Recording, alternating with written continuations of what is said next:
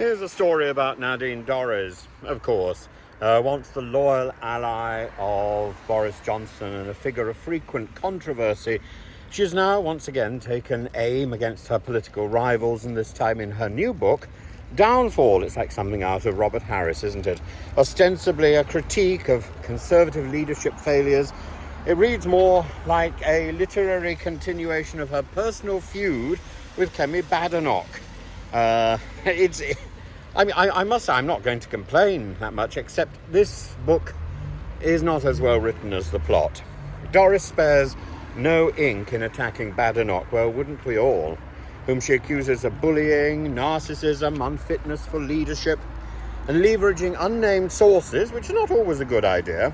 She paints a damning picture of Badenoch as aloof, hot-tempered, a reluctant worker, well, in the mould of Liz Truss, really. Notably, she revisits claims that Badenoch orchestrated Boris Johnson's downfall, alleging that she urged cabinet members to resign via WhatsApp, a detail she uses to question Badenoch's temperament and loyalty.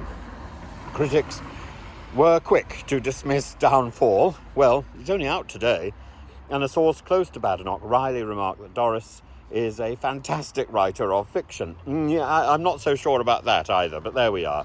An assessment that raises questions about how much of this book is in fact and how much is a theatrical embellishment. But it is nice to know where she stands vis-a-vis Kemi Badenoch.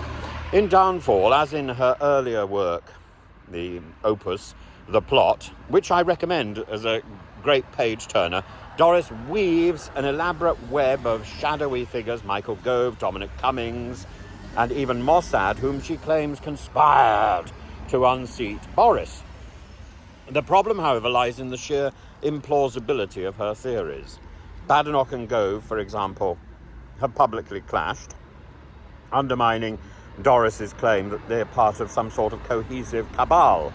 And this inconsistency, coupled with bizarre suggestions involving Vladimir Putin and a supposed network of gay orgies in Parliament, which of course is fascinating, makes the book read more like a political fan fiction piece than a credible analysis. What makes Downfall more perplexing is Dorries's ability to oscillate between detailed paranoia and banal commentary.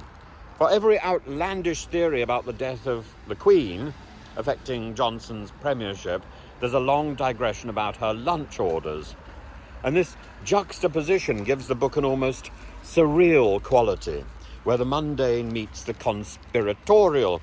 Her story adds depth to her personal public persona, revelations about her childhood and her experience at the hands of a Church of England vicar, the emotional toll, sadly, that it took on her life, contrast sharply with her combative political style. These confessions, recently shared in interviews, humanize her in a way that the books frankly fail to do.